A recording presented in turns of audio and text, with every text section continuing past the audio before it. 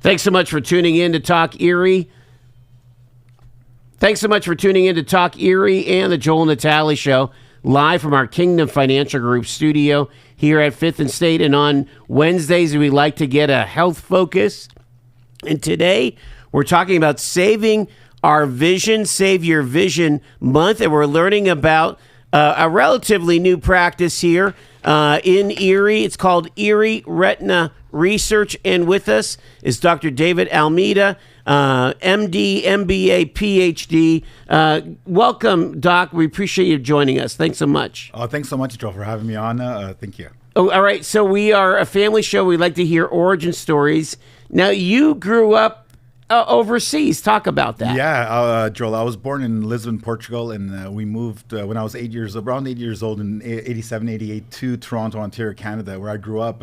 And then I moved to the United States in 2013 and have never left. Okay, that's awesome. And in Portugal, what's like your favorite? What's like, I don't know the foods very well. So what would be something that would be a favorite growing up? So one of the things you can't miss is like the codfish. So like Portuguese people is like there's like 1,001 ways to do codfish. Okay. Literally, you'll see signs. So we love like seafood and fish. That's amazing. And of course, coming from the greater Toronto area.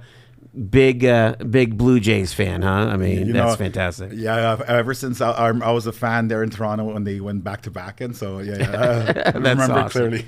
So, what got you involved in medicine? When did you get the spark of saying, "Hey, this is something I want to do"? Is this a family thing? I'm the first physician. No, I'm the first Okay. physician in my family.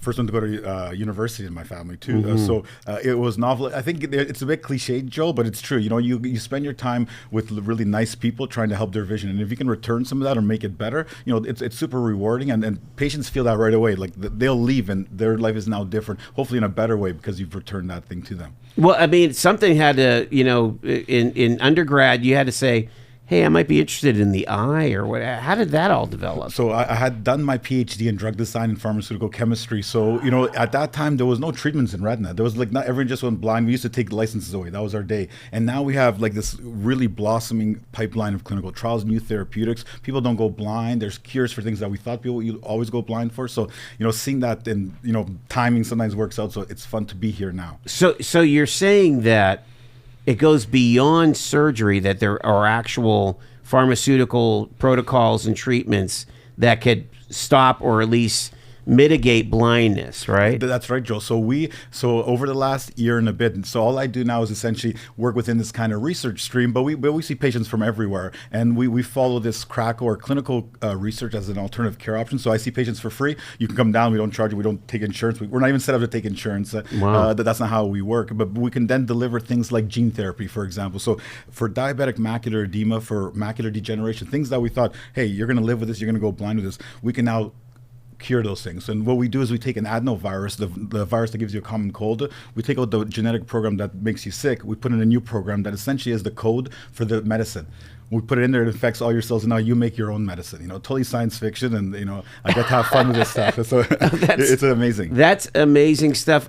So how does somebody, how did you get started with this kind of thing? I mean, basically, is there demands on the pharmaceutical company side to say, hey, we've got these protocols. Would you be able to bring us patients if they're willing to get the treatment? They sign their waivers, and you're saying clinical care clinical research as care. As an alternative care option, exactly. Because what we know from is that these studies run for like 1 to 2 years. So where normally we would sometimes see somebody in the clinic and you kind of, hey, I'm going to give you an intravitreal injection, or I'm going to put a Band-Aid on this thing. But think about it, taking someone for 2 years and saying, okay, now we're going to see every month, we're going to take your blood, we're going to do everything, and everything's going to be covered. You don't have to worry about it. Yeah. And then the outcomes are so much better, Joe, that this is what essentially led me to move. Like, I'm going to try to do this in a way full time and try to, bring in as many patients as possible. Wow. And you found that Erie was a place where you can kind of be an attractor Because you're saying that you're drawing from multiple different states, Yeah, right? well, 11 states now. You know, like the patients coming all the way from West Virginia up to Erie, from all over the world too. That they now fly in here for treatments that you can't access anywhere else in the country or the world. What is the main focus of what you're working on now with your research? Or what are the maladies that you are going after? Yeah, great question. You can put them into two buckets, Joel. One is going to be chronic blinding diseases, wet macular degeneration, dry macular degeneration, diabetic eye disease. These are number one, number two blinding conditions in the developed world. You know, if you're going to likely go blind from one of those two things. So those things are core of what we do. And then inherited retinal disease, because we can now fix what you were born. Let's say you're blind from a single genetic defect. We can now, that same trick, put in the adenovirus, go in there, we can replace that gene, and now your vision's back, and things that we thought would just never be possible. People that were born blind are getting their sight? Yeah. It sounds miraculous. It's totally wild, Joel. So, for example, I just was speaking with a patient before I came here. They have this specific mutation in a specific gene. We have a trial for that. So now that patient will come in, we'll go through the process, and if they meet all the eligibility, I'll take them to the surgery center on 8th Street and deliver that viral vector payload, and they'll no longer have that defect. Viral vector payload. So is any of this involving like actual eye surgery, or it does? Yeah. You always have to get it inside the eye or behind the retina or near the retina or adjacent to the retina. So it always involves. So how does that work? How do you do either that? a needle and like an injection in the clinic right over there, or in the surgery. Usually if there's a bigger volume or you have to get behind the retina, things that aren't safe to do in the clinic, you take them to the operating room. Oh my gosh, I had no idea that's how you do such things. Your organization is Erie Retina Research. So is it the retina part of the eye that is where all of these maladies seem to occur, as opposed to, let's say, a cataract, which is on the on the outside? No, I think that's the right way to think about it, Joe. Okay. You think of the retina as the back part of your eye or the front part of your brain. Yeah. So it's part of your brain. It's not, unlike our liver. We could beat up our liver where you're 10% like a salamander, go right back. Yeah. Your retina, you get 1.1 million ganglion cells and photoreceptors. That's it. As you don't get a chance to replenish those. That's why anything that you can restore some function was something that we really thought, hey, this may not be possible, but now it clearly is. And that sounds different than, let's say, maybe laser eye surgery, where you're working on the front of your eye, right? And laser's what we call an ablative or destructive technology. It's always going to kill, and there's always going to be collateral damage. So I'm going to burn that tissue with a laser, and I'm always going to get some of that. We're very good at minimizing, but what mostly we're trying to develop now is non-destructive, like therapies with very, very minimal collateral damage, if any. Oh my gosh. Okay, let's keep moving here, because I want to talk about some of these common eye disorders and diseases, and maybe you can shed some light. This is from the CDC. I got this link from your website. So the key points are: refractive errors are the most frequent eye problems in the United States. That has to deal with the lens, right? Exactly. And then sometimes the easiest problems are the ones right in front of you, are the hardest to see. So I usually will say something to patients like, when was the last time you changed your glasses? Because sometimes that is, you think about what's the safest thing, what's the most conservative that I want to start with, because you want to minimize risk. So exactly, make sure you have your glasses updated and you have the right refraction, because cataract is going to change over time, so your refraction will change over time. And again, we've heard from the folks from the Diabetes Association and so on. Diabetic retinopathy is the leading cause of blindness in American adults. Remind us again about how diabetes really affects sight, and what's going on there, and what are some of the treatments toward retinopathy? No, and thanks for asking, Joel. Diabetes is one of those diseases I really hate personally, just because it's one of those diseases that will never forget a bad day you have and reward you 0 for good days. So it's a punitive disease, which is hard on patients. So on average, diabetic patients right now spend 25 and a half days seeing doctors a year. Imagine a month of your year going to see foot doctors because you need amputations, kidney because you need dialysis, and really serious, like things that just crash your quality of life down. Everything's related to having too much glucose or blood sugar that basically causes your vessels to become leaky. Things leak in the retina, your retina swells, and your photoreceptors don't work, and it's the number one cause of blindness in the working population. So it has to do with the capillaries being too big, having sugar in them and drawing too much water, and then they push fluid out, and it affects your retina. Yeah, it'll blind you. Now, is it at all an ability to be fixed? I mean, is there a therapeutic approach vis-a-vis just dealing with the chronicness of diabetes. And this is, I think, you're hitting at what we try to communicate a lot, because we thought we'd always be managed as a chronic disease there, but now I could put a gene therapy in there with the code for a drug, and then you're cured, and your diabetes is gone in your eye. It's not gone in your kidney. It's not gone in your other places. You need a pancreas transplant for that, but we can get rid of your vision loss if we catch it early enough, and that's pretty wild. That's one of the, I think, most exciting areas there, because these are so many patients. There are patients that are 30 years old, 40 years old. They have jobs.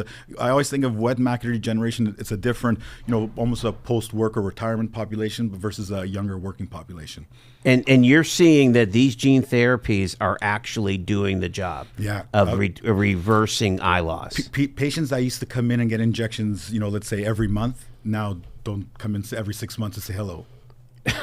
yeah, just like the unreal. And what happens to the outcomes of this research? Are papers being written? I mean, how does this? How does the word get out? I guess. Yeah. So there's going to be the main adjudicator, the FDA, who are going to say yes or no ultimately. So we're under normal clinical care, so what we call standard of care in the community exists at a level. Research that exists at a much higher level because of the unknown risk. You just don't know what's going to happen. Right. So you have to have mechanisms that catch it and can address it. So it comes from a higher standard, but it also allows you much better care, because now I can draw your blood too, things that just don't happen in your normal clinic. Oh my gosh. Okay. And again, it sounds like there's a lot of hope that happens over at the Erie Retina Research. I mean, really, it's kind of it's amazing where you're seeing these results. No, I agree. It goes back to that cliche. Each day you meet people that were blind, and then that you're able to not make blind anymore, that can see and have more meaningful vision. So it really is wonderful. All right, I'm going to take my first break here. I want to get into some of these other issues, the AMD, the wet and dry, and also some of the other things that they're learning over at Erie Retina Research. Stay with us. It's the Joel Natale Show.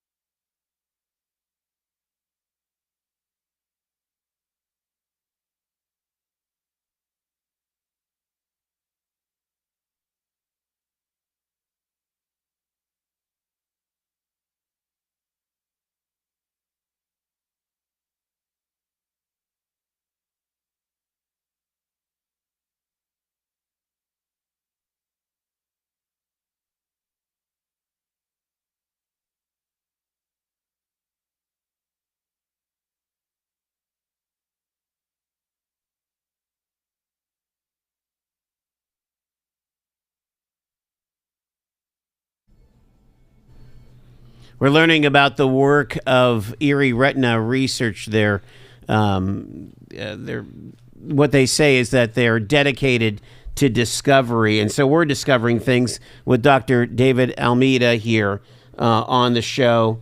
I want you to, if you could, we've got about 8 minutes here. If we could take some time to kind of really explain this age-related macular degeneration. Because here's the thing, there's a lot of confusion, a lot of commercials on television.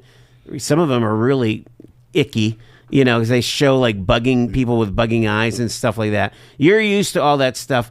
What starts this AMD? And tell us about the different types, and what are you guys working with all that? Absolutely. So you can think about, you're living your life, and then just like the name says, age-related. It's all about the number of your years, like period. And so we know that the eye is the most metabolically active by blood flow. It gets more blood flow to the kidneys, and the kidneys filter blood. It's totally nuts. And it's designed in such a specialized nature that what it really is designed to do is to see. It has very little defense. It's not like the liver where it can regenerate. You lose a neuron, you'll never have it back. Wow. That creates this very specialized organ. So around age 40 to 50, you get these things called drusen, which is a pathognomonic or a thing necessary for a diagnosis. And drusen are basically waste products. You've now collected so much metabolic waste from running this vision system for 40, 50 years that these things start accumulating and basically breaking down the retina. And as they accumulate and kind of start pushing things around, blood vessels grow from the vascular underneath. So literally just a breakdown. These blood vessels now start bleeding. And where we interact with patients are going to be in two specific time frames. We used to describe macular degeneration as like you have this dry disease. 90% of the patients are dry, 10% are wet. And then it kind of changes and it becomes wet. We know and that's why they sell a lot of eye drops to older people, right? Yeah, to kind of prevent, because 90% is what we thought dry, but now we know that it's really, the disease exists in both forms, but you may be like 75% wet, 25% dry. You may be the totally opposite, mostly dry, now wet. So, oh my gosh. And we used to have no treatments, so everyone just went blind. You saw them and they went blind. Then we had laser, people did worse. Surgery, we made them worse. We literally were hurting patients, or not now willing, but we didn't have treatments that helped. And then with the advent of intravitreal injections and the things that we do now, we can now treat patients. We used to treat patients every month with injections. Literally, patients would just drive hours and hours to come in so they can keep seeing, because the effect would wear off. What would the shot do, the injection? The injection essentially mops up the vital factors that are allowing those blood vessels to grow. So it's shutting the whole thing down, literally just mopping it all up. But the blood vessel just makes more. So you got to inject it again, then it makes more. Now, where patients used to have nothing, they came in every month, and things were way better than before. But now patients can go all year without an injection. They can take an oral pill. They can get one injection every 4 months. We try to individualize treatment, and you really thinking about the patient kind of whole needs is like, what are your vision needs, and then trying to really match that with a specific therapy. Safety and outcomes are always better in that context. And so, when you're doing your research, are you looking at, what kinds of outcomes that a certain patient would have? And so, like, I would imagine some patients, and again, my mom, had some kind of AMD. I mean, she was 95, and so she would talk about the design she would see on the wall. Are those the kind of outcomes that you're kind of diagnosing? Yeah. We're going to look at three major outcomes: efficacy, like how much vision did you gain, hopefully. Okay. Safety, like did something bad happen that we didn't know, and then what we call treatment burden. Like, was this when we ask you, how was it being in this trial? How was it being this therapy? Was it a positive experience? What we find is that in patients that have to come in all the time for interrupted treatment, injection here, injection there, that their burden is very high. Their quality is very low. And if we could stretch them out and keep their vision, so those are the three main ones. The symptoms, you're talking about patient-specific symptoms. We address those two for sure. You're describing one that's really important. So this distortion of shape is called metamorphopsia. Alteration of shape is characteristic of macular degeneration. As those blood vessels grow, as those drusen accumulate, the photoreceptors that need to be very, very lined up start getting stretched and thin. You start getting an image that's stretched and twisted. And I would imagine some things too are like cloudiness or things moving, like bars and dots on going the dry. through your, And sorry to jump in there, Joel. Yes, please. On the dry side, it's actually missing what we call scotomas, missing areas of vision. So you start missing, this piece is gone, this piece is gone. And so you can usually assess a degree of somebody's dry difficulties with reading, right? Because if they're missing from this side, they'll always tell you, like, I can't start a sentence. I don't know where the sentence starts. Or if it's on the other side, I don't know where the sentence ends. Oh my gosh. Yeah, so you start seeing this impact and then trying to address these scotomas, for example. I would imagine as you look at all of this, there's just a lot of people that are facing these kind of major vision issues, aren't there? There's a absolutely critical existential threat, because there's a way shortage of retina specialist physicians, and we have, just like you said, a really large arc of patients that are going to need these therapies, and that's one of the reasons why we kind of are there 7 days a week and essentially like trying to move this. So we better treatments, better therapies. Can you talk about, because again, if you're 45 and in good health, Are there things that you recommend on a preventative measure for good eye health? Not to be like an anti-smoking person, but like smoking is one of those things that anything that your eye does, smoking makes everything worse. Diseases come on sooner, and drugs don't work. Therapies don't work. It's a nasty one. For AMD, it's the only one we have that has a really high risk factor. So if you smoke, your chance of going blind are much higher than someone who doesn't smoke. So that's a Going critical one. blind. Going blind, yeah, not losing like a letter or a line of it. No, I mean you're not driving anymore. You're at home now. I bet you people have never even considered that. Yeah, so I still bring that one up there, and then Yeah. like, you'll hear a lot about like ARIDS vitamins, and I think there was two large studies called the age-related eye disease studies, ARIDS 1 and ARIDS 2, that showed that a mixture of antioxidant and macular pigments can help your outcomes, but it's a very specific form, so you need at least intermediate or more advanced. What we encourage the patients more and more is come down. It's definitely at age 50, but between age 4 and 50, have your first. Make sure there's no strong family history and there's no early signs that we need to follow. What about like vitamin intake, exercise? I mean, all the other things to keep your heart health or your capillary health going, right? Yeah. Cardiovascular risk factors have probably the largest overlap with Do eye they? health. Yeah. So I think of always five. Diabetes, we already talked about, high blood pressure, heart disease, obstructive sleep apnea, and smoking. Those five things will make your eyes terrible, just like they make your heart.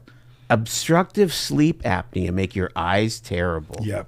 Holy smokes. Yeah, you can have patients that you could literally be diagnostic conundrums where you're treating them like and nothing's getting better, and then you're like, hey, like, do you snore a lot? Do you sleep? And then you do a sleep study, and you fix that, and there's eye disease. So the gets eye better. doctor's ordering the sleep study. Yep. Oh I my ordered a lot of gosh. sleep studies. Yeah. Do you really? I ordered a lot of carotid echoes. So there's a very specific vision symptom called amaurosis fugax, which is basically a black curtain that comes and goes over the vision, associated with a blockage in your carotid, which will kill you with a stroke. So I've had patients where I said, I think you have this, and what I do with these patients, I send them right to the emergency, and then they show up 2 weeks later with a big bandage here, and they had their hysterectomy before. Yeah, goodness. Crazy. We had one maybe Wow. like in the last 6 months. So once or twice a year that happens. The as far as some of these treatments that we're seeing on the commercial market, what do you have any thoughts about them? I mean, I think as far as like AMD, especially. I think we're in a lucky place where we have therapeutics that keep changing, improving, getting better. I'm think? very grateful for that. So I think what we have now is better than last year, which is way better than 5 years, 100%. And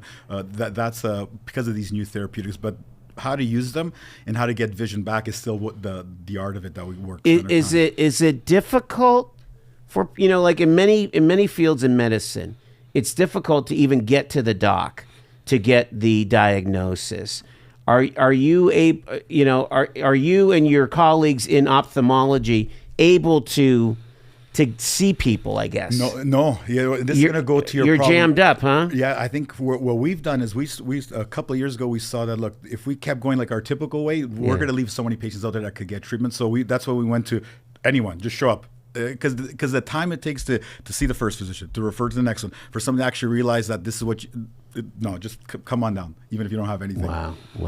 Can you hang with me a little bit longer? Sure thing, yeah. All right, we're going to go to our bottom of the hour break. We're with Dr. David Almeida. He is with Erie Retina Research. It's erieretinaresearch.com for the website. It's pretty fascinating stuff. And again, as he's mentioned, this is information that's being impacted literally across the population, and certainly not just in Erie, but with all the diabetes and the high blood pressure we have around here, I would imagine it's pretty significant. Stay with us. It's Talk Erie.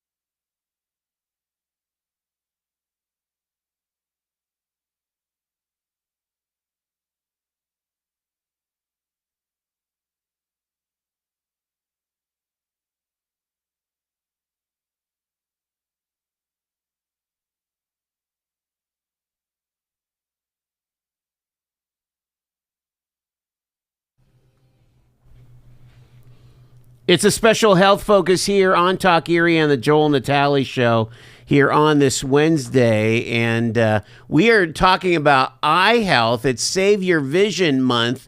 And Dr. David Almeida is with us here. He is with Erie Retina Research. You might have seen some of their billboards around town.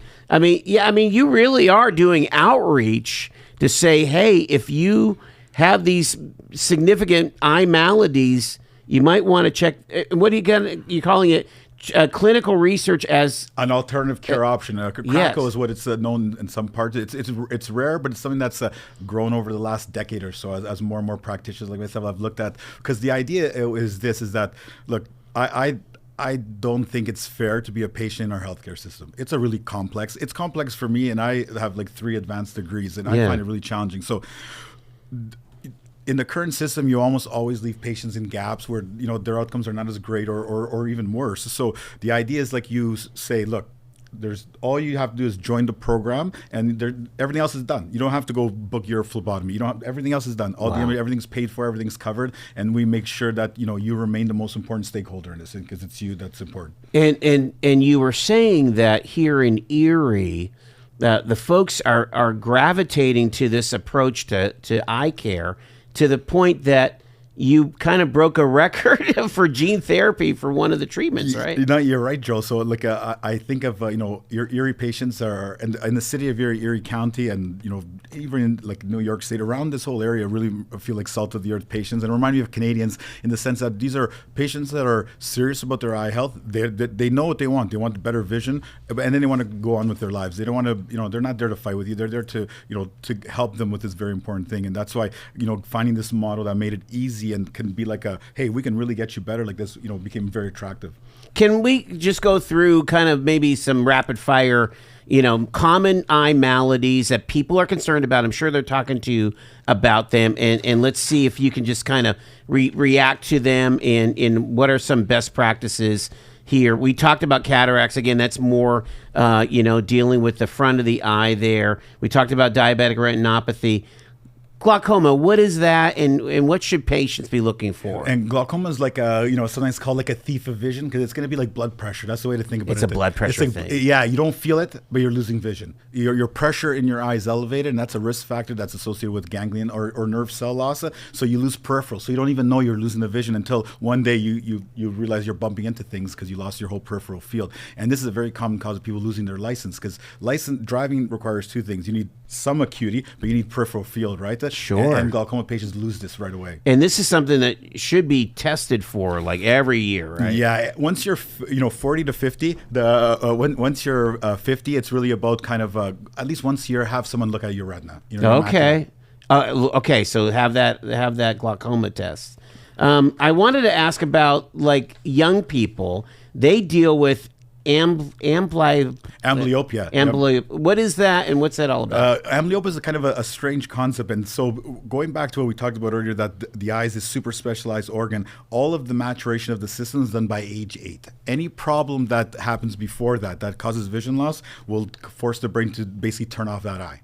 So you have 8 years to fix any eye problem. If you think about it, that's why I always think of pediatrics. So right off the bat, if you don't know, make sure they see someone. Make sure you send them to, in town we have a great Dr. Nicholas Sala, a great pediatric ophthalmologist here. Send them to somebody who does know, so that you rule that out. Because that's if someone, let's say you have. And how would you know if your child is having an eye problem? They're never going to tell you about your vision loss. This is the other thing too. They're gonna basically their grades are gonna drop. They're gonna get into a fight at the schoolyard. It's gonna be these things that are missed so often, and so then you get by the time they make it to the retina surgeon and they've had this for like 8 months, now they're amblyopic or you missed the boat even worse. So I think in a kid that you're seeing an abnormal eye turn, that's called strabismus. If you're seeing them not inattentive, and if you're seeing them a change in behavior, don't that's why we do vision screening. Okay, so yeah, just do right that. You mentioned the strabismus. Again, that's a lack of positioning, misalignment, right? Yeah, misalignment. Wow. You can imagine that we have 2 targets in each eye of fovea that finds the object, and if they're not aligned up, it forces the eye to turn one off, or else it just goes back and forth in something called retinal rivalry, which is just totally a horrible situation. All right. In the next couple minutes here, let's talk about. People are hearing all of this stuff. They see the commercials really drive a lot of interest, I would imagine. in eye health. And it's like, I feel like, yeah, my peripheral vision is going down, or yeah, I'm seeing these patterns or something like that. What's a best practice? What should they do? I mean, is this something as easy as just calling you for like an initial, or? Yeah, we're trying to make it easier in other places, but here in Erie, it really is. You call us, we'll come in, and then you're going to have like basically like a suite of imaging of many millions of dollars of imaging machines that are going to take pictures of you for no charge. And that's the thing, because we do this on the research side, but now we can image you, really know what's going on in your eye, and tell you, all right, this is what you have, or hey, we're going to follow this every 6 months, or there's nothing here, just come back in a year or two. Now, I would imagine, though, that there's certain things that you're doing research on. Not everything. You're not there to kind of treat everything, are you? Like we have almost 50 trials, so 50 different programs. You do have 50 trials. Yeah. So and this is like 8 macular degeneration, 7 diabetics, like 2 thyroid. So we cover the whole thing. We cover the whole thing. Okay, where does the thyroid come in? So thyroid is a common cause of vision loss. I had no idea. If you're hypothyroid, but you can actually, in euthyroid or normal thyroid or hypothyroid, low thyroid, you basically get a stimulation of the muscles around your eyeballs. So basically, you get these eyes that are proptotic. They come out, and if you ever seen, I've seen those commercials too. Yeah, my God, that's called thyroid-associated orbitopathy or Graves' disease. That's common. So yes, and we used to not have any treatments for it. So we used to have to do surgery where we break the bones in the orbit to decompress it. Literally, it was called an orbital decompression before it crushed your nerve and you went blind. Now we have one agent that's been approved, and now we're testing a second agent that we hope to get approved. That now, you don't need to go through that crazy stuff of like actually smashing your orbit in. So, okay, tell me about the agent. What does that mean? A drug that was approved. So okay. Is this an oral? Is this an injection? It's an infusion. It's an infusion. My God. So literally you are able to treat Graves' disease. Absolutely, yeah. Without the surgery. Exactly. Yeah. Now we have therapies that now we don't, rather than say, hey, 50% of patients ended up with orbital decompression, now it's only 10%. Or, that you'll get a lot more, don't need to go to that extent. Is it ever that you encounter something that, we thought it was going to work, but it doesn't? Yeah. So failing forward is the absolutely essential skill here, because more often than not, it doesn't work. Most patients benefit in that construct. That's why it's important. Like any one snapshot of a trial could be a disaster. Let's say, that's the reality. That's why it's challenging and difficult. However, it is called research, right? You don't know what's going to happen, and most things don't work. However, almost every patient benefits in that construct. Because they're getting, like let's say an agent or an acid that we're testing doesn't work, there's always the ability to rescue them with other therapies, and it's always covered in so it's not like, hey, things didn't work, you're on your own. No, the care continues. Well, that's remarkable too, Doc. I mean, I don't think, how when I engage we work with a lot of pharmaceutical partners, when we engage them, I think that they live in the world where we live in, where you don't want to be doing research where you're taking care of a niche thing, and as soon as you're outside that, you leave the patient, because people are not going to work with you. You have to, you kind of have to provide care.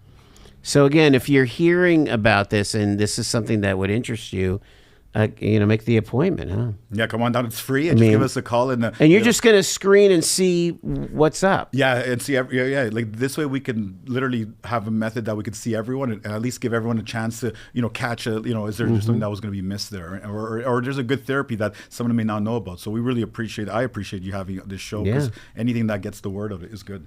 I got to throw you the AI question. Are you seeing artificial intelligence impact some of this work that you're doing with research? We use it every day. Whoa. Okay. Yeah. So we use it every day, from everything from like pre-screening to imaging algorithms. So great point. Like this was such an important evolution that happened. It goes back to timing. Because if we don't have AI and this ability to have an agent that gave you efficiency with workflows without actually having people do it, we couldn't do it. Absolutely. So it helps you to be at scale, it sounds like. And like we have like regulatory programs that make sure that things are audited properly. So we have systems that run in the background all the time.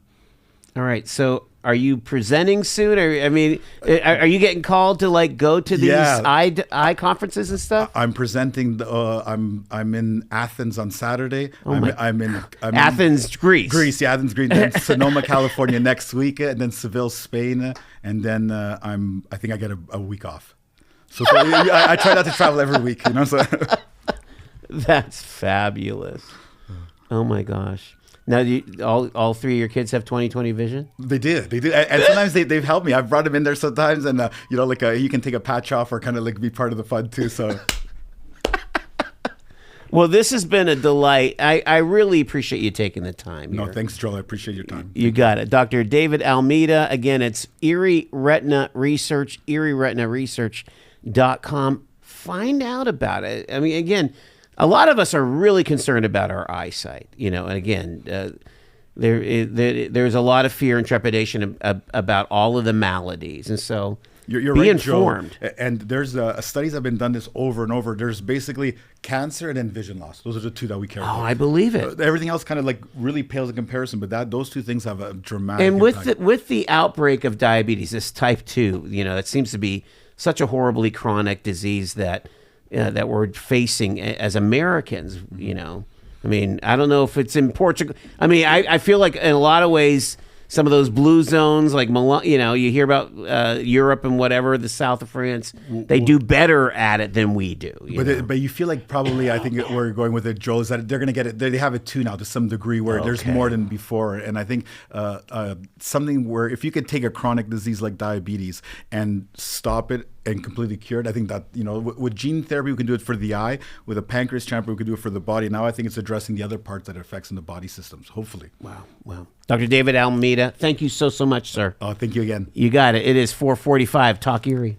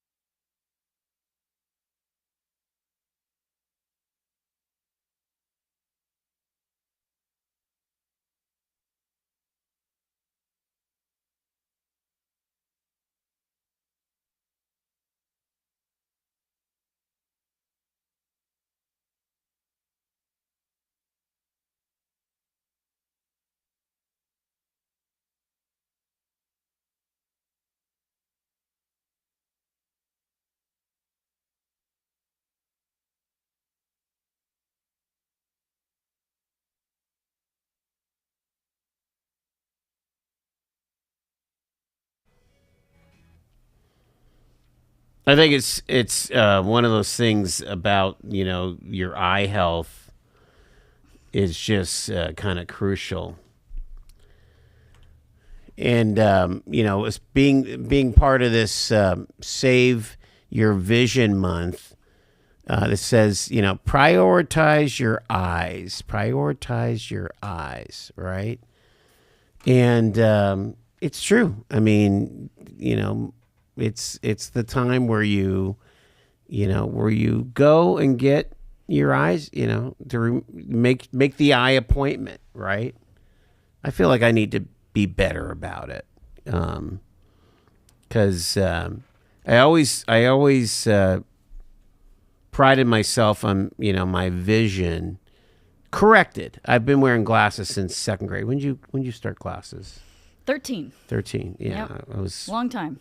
7 or 8, right? And now, not at all. Oh, that's right. You got Yeah. the laser surgery. That's I right. did. That's awesome. One of the best things I have ever done. Yeah. But staying focused, pardon the pun, on your eyes is an important thing. So getting that in-person comprehensive eye exam and, making sure that you wear eye protection. I mean, that's something I definitely became more conscious of as an adult. It was like, I should be wearing like goggles or eye pro, they call it, when you're doing things that could have something fly in your face, like, heck, even shoveling snow or shoveling ice. You ever get a piece of ice whacking at your face? Can't say I have, but I mean, it's just protecting your eyes. It's just a smart approach. Let's see here. Some of the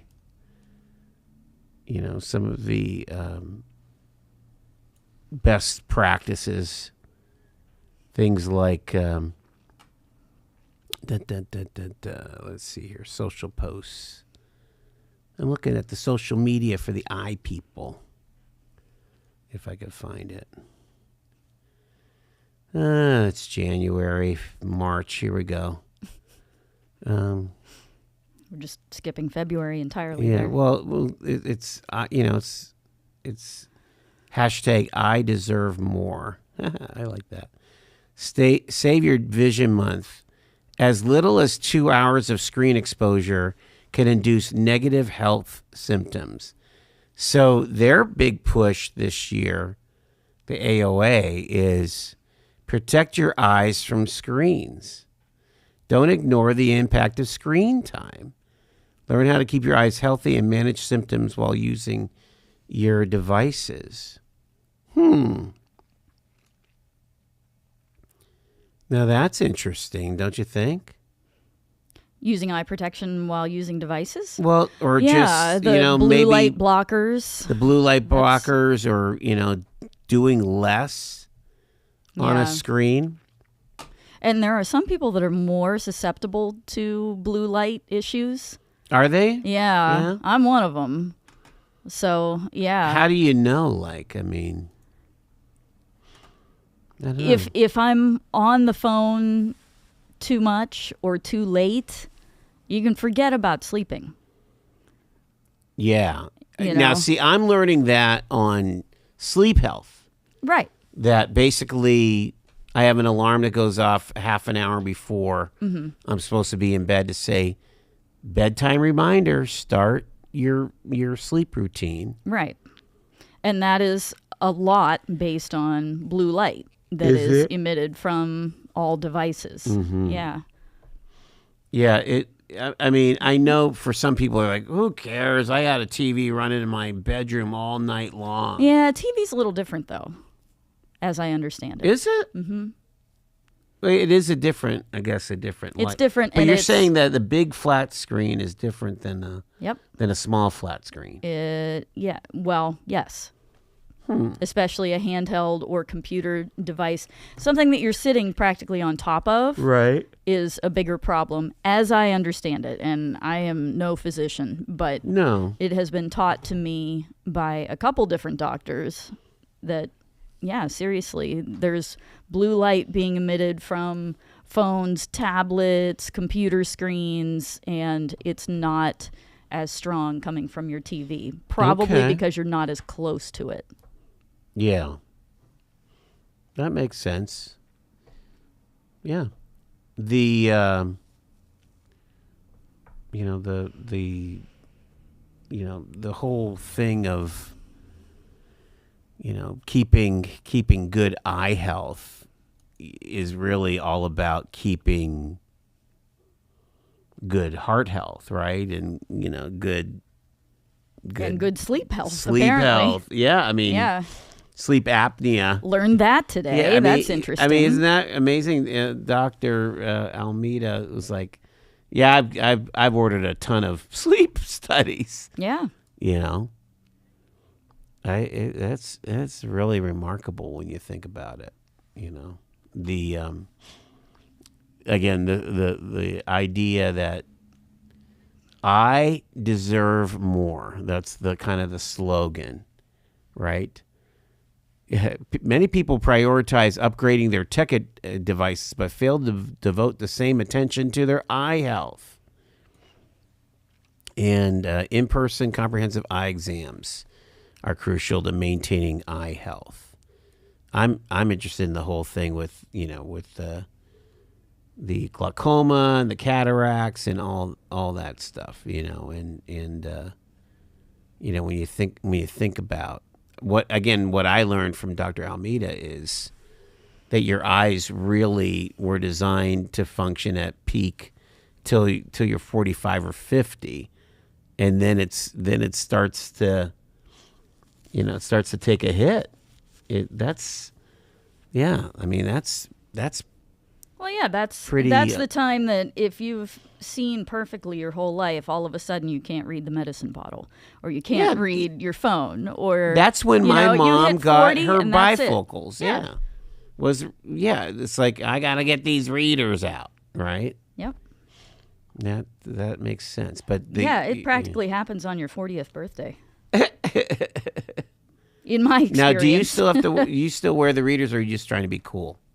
I sometimes do. So it just depends on how tired I am, honestly. That makes sense. And I have said that to eye doctors in the past, and they're like, "Oh, really? That's when you need reading glasses?" But yes, before 8 a.m. or after 8 p.m., I can't see anything up close. Wow. So yeah, Before 8 a.m. and after 8 p.m. Yeah, that's how. Remind me never to call you. My eyeballs before work. 8 a.m. Yeah. Yeah, don't call me before 8 a.m. No, I'm not gonna. I won't do that. I won't talk to you. There's a great line in That Thing You Do when the reporters are in L.A. He's like, "Hey, do you are those shades prescription, or are you just trying to look cool?" Remember that?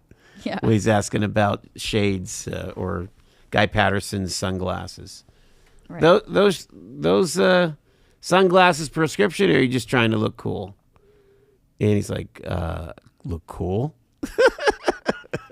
Well, the great thing about the devices now is that you can make the text big enough that you don't have to have the reading glasses on. I like the text as small as it could be. Yeah, I don't know why. Yeah. Well, hey. You must have good up close vision. I try to. I especially, I don't wear my glasses, when I'm reading in bed or whatever. It's my good vision is pretty up close. I just need a decent amount of light.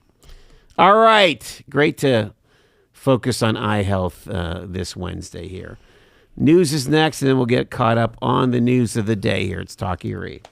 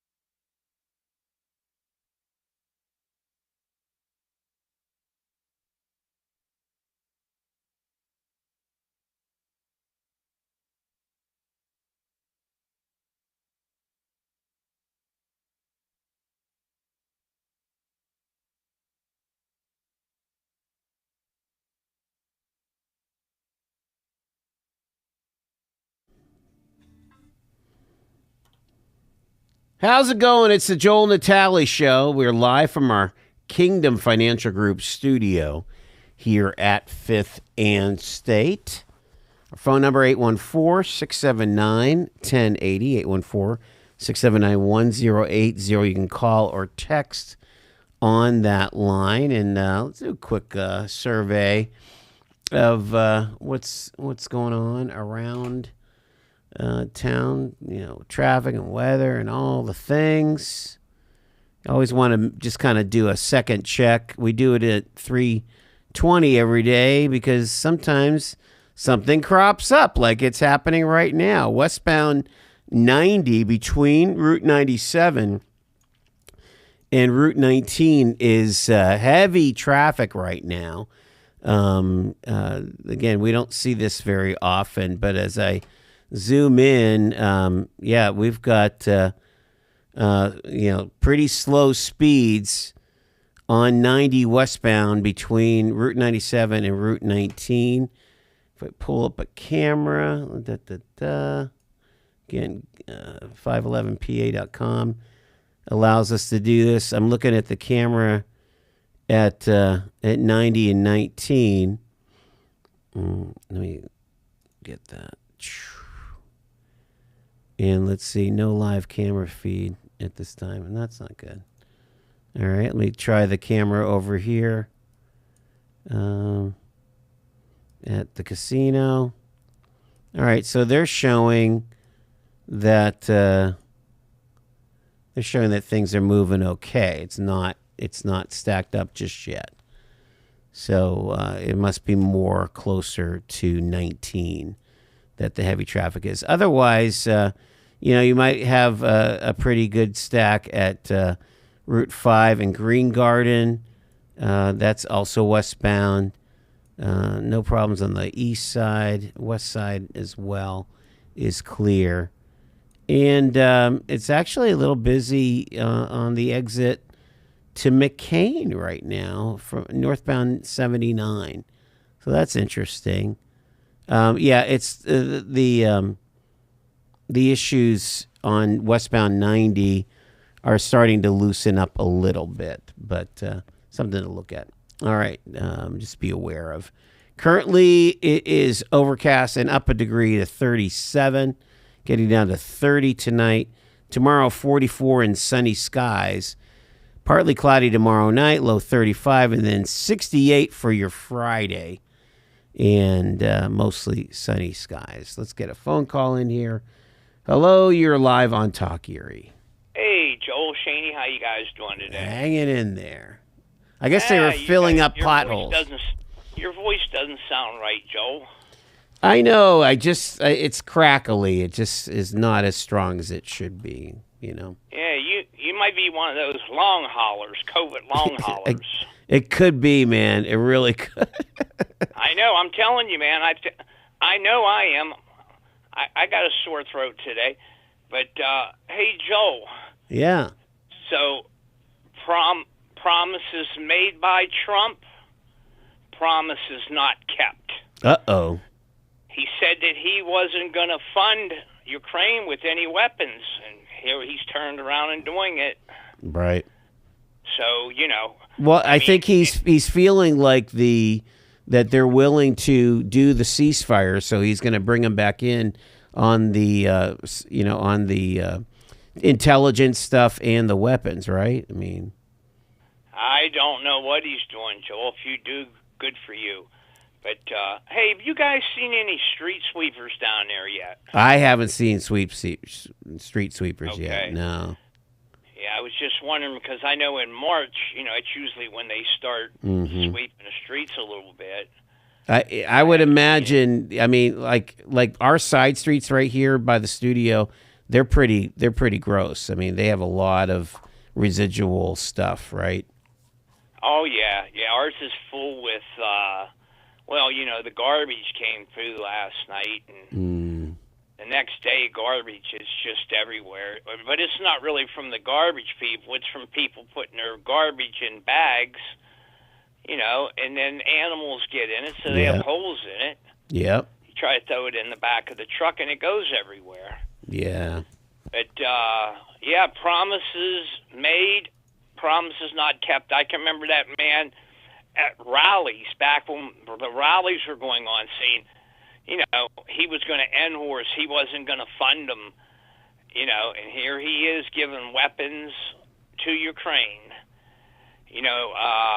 Maybe that won't happen. I haven't heard about Russia yet, except in that 30-day ceasefire. Have you? No, not that. And that was at the top of the hour news. Is like now the real pressure has to be placed upon Putin, and we'll see how long that goes. Right? I mean, right. So I'm thinking, Trump might also be thinking, okay, 30-day ceasefire. He could probably hold off sending them weapons for 30 days. In other words, if Ukraine doesn't agree to it and Putin doesn't agree to it, then he'll find some reason not to send the weapons to Ukraine. Yeah. That's my opinion, anyhow. But whatever, Joe. Great show today, buddy. Thank you. Appreciate it, man. Hi, Shaney. Well, she's gone for the day. She's got another gig. If you want to go out to the Colony, that's where Shaney's going to be tonight. Oh my goodness! Yeah. She's busy this week, man. Well, she'll be busy probably from here on out. I would imagine. Yeah, she usually has 2-3 gigs a week during the better months. Somebody said. All right, Joe. Will you take care? All right, Take man. some vitamin D. Thank you, sir. Appreciate it. Take care. Bye. Later. Yep. Somebody said the only street cleaner I've seen is the one that got hit by the Cyrus Erie building on 12th Street. I didn't know a street cleaner got hit on 12th Street. Jeez.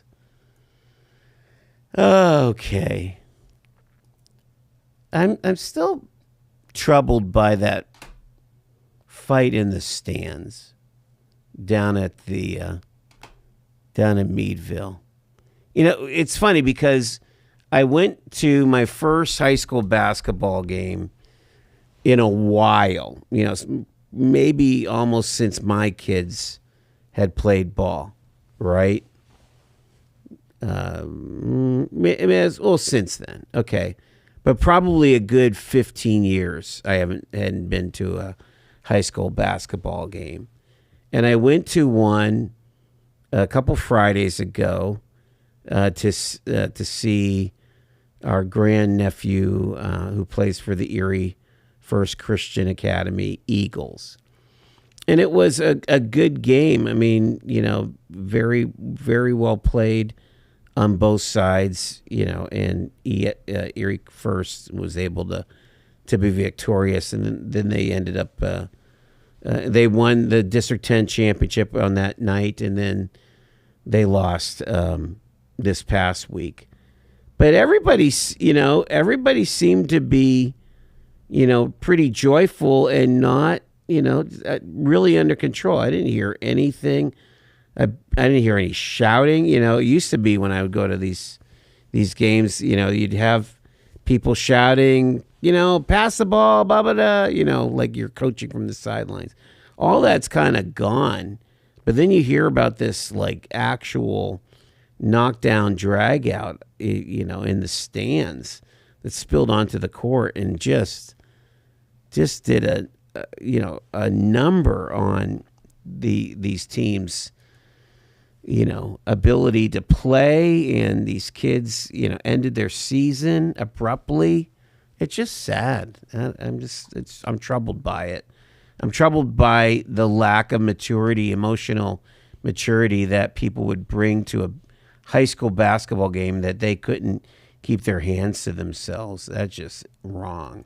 Let's get a phone call in here. Hi, you're live on Talk Erie.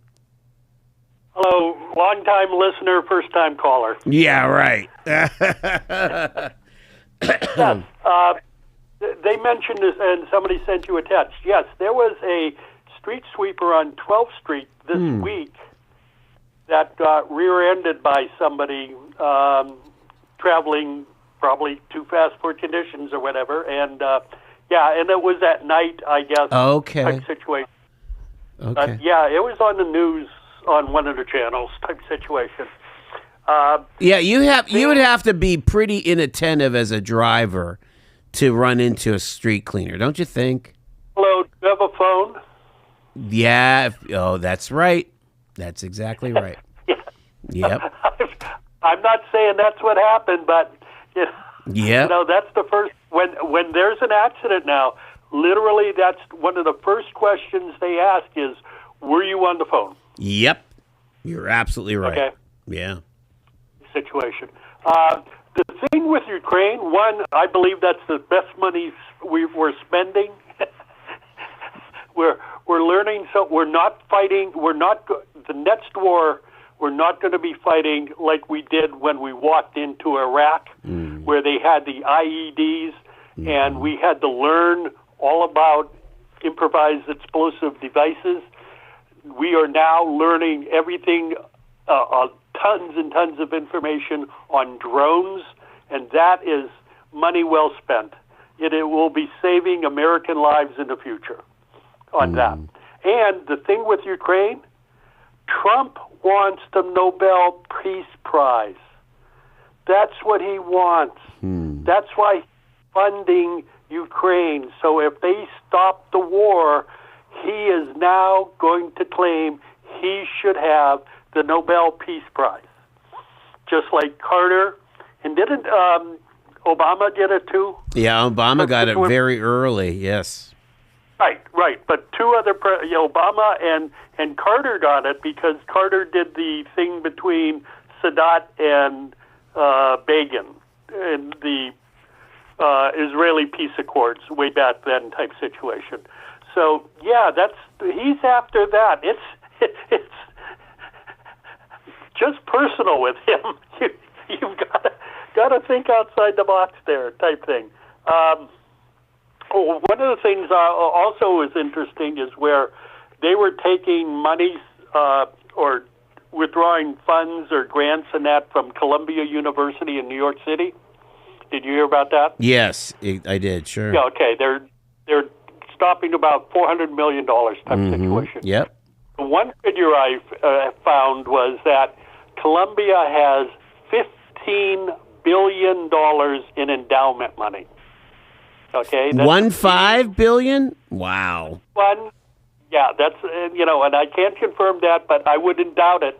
Type situation. They're tons and tons of people give them money. The $400,000, they could easily fund that by themselves. And the other thing I find really interesting is by hurting Columbia, they're probably hurting a number of Jewish students also, because all this money was in postgraduate grants and research and stuff like that. Wow. And just going by the 80-20 rule, that 20% of all those postgraduates are Jewish in nature type situation.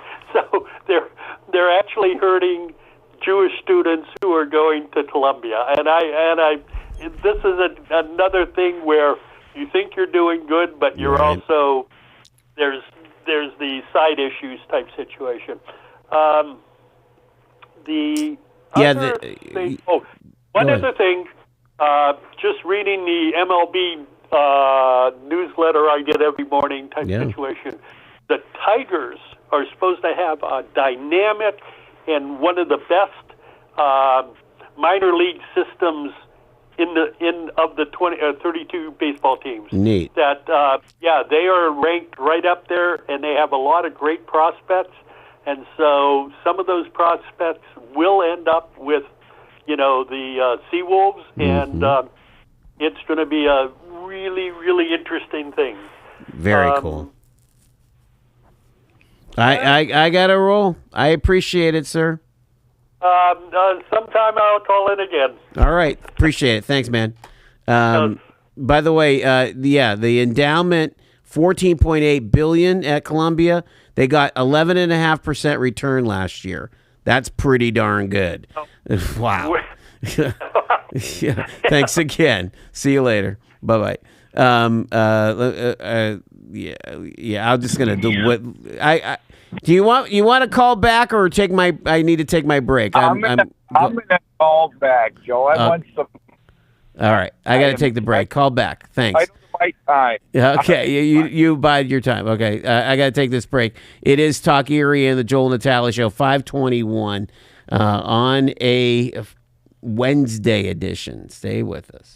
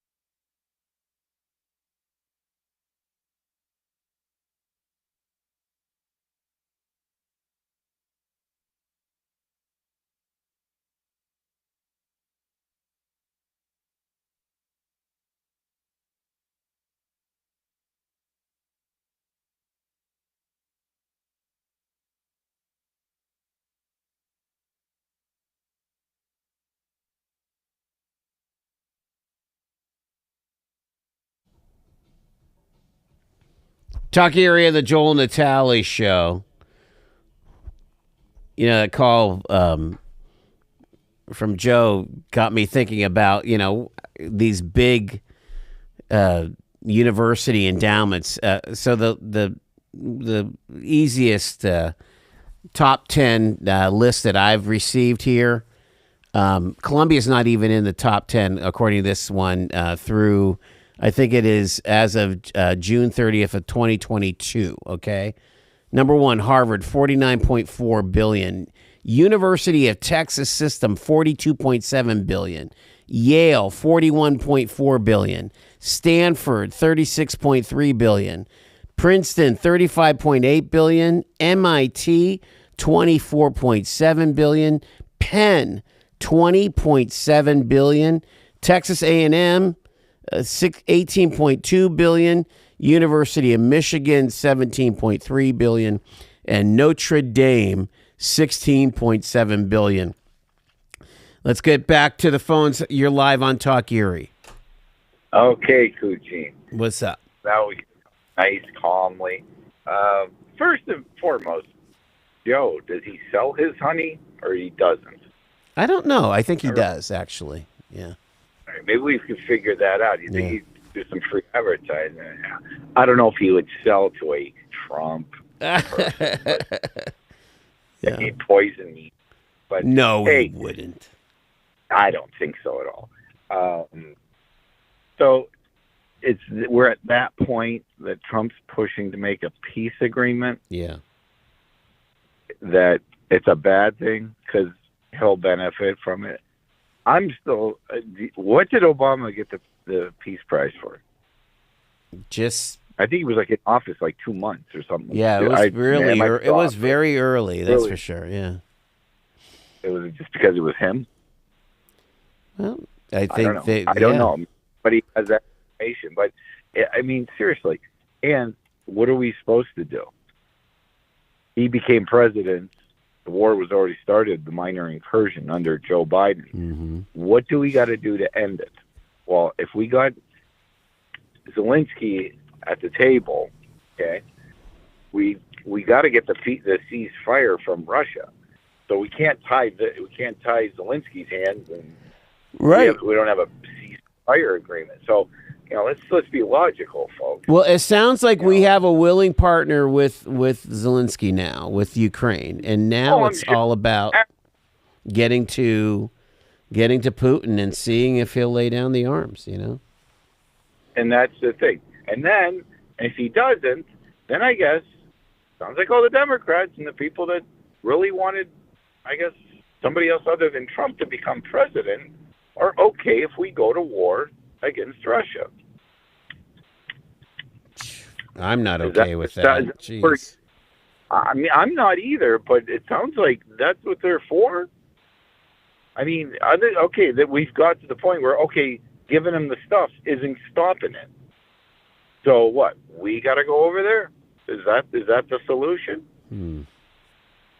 That's, I mean, you say Russia's this and Russia's that. NATO's moving closer to Russia. They feel threatened. Whatever, I don't like Putin by no means, but, do you want to start World War III? That's what it is. You're going up against a superpower. And do we call Russia's bluff? Maybe it's all false that they're a superpower? I mean, that's where we are, Joel. I would agree with you. I'm not sure they are a superpower. That's an element, though.